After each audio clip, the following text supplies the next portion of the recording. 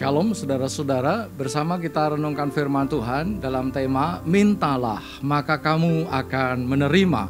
Yohanes 16 ayat 24 mengatakan, sampai sekarang kamu belum meminta sesuatu pun dalam namaku. Mintalah maka kamu akan menerima, supaya penuhlah sukacitamu.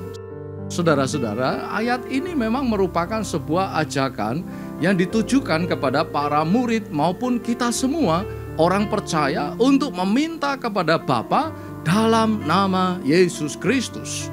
Mengapa harus dalam nama Yesus Kristus? Karena semua yang Yesus Sang Anak minta kepada Bapanya di sorga pasti akan diberikan. Loh, kok bisa?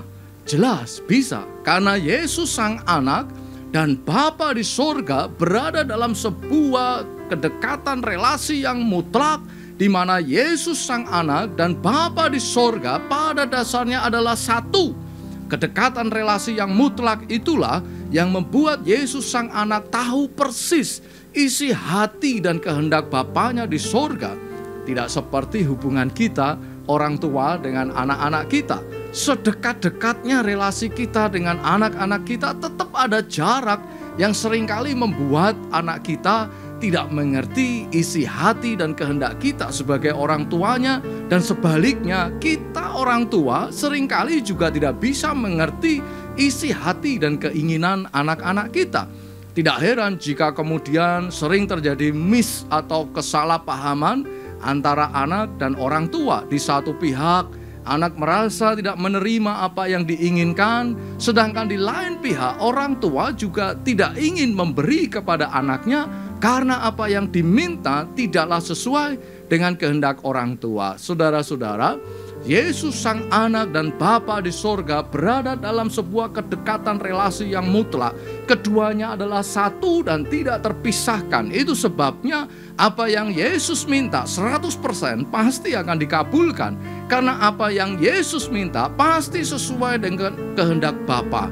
Disinilah kita dapat memahami bahwa meminta kepada Bapa dalam nama Yesus Sang Anak itu berarti meminta segala sesuatu yang sesuai dengan kehendak Bapa.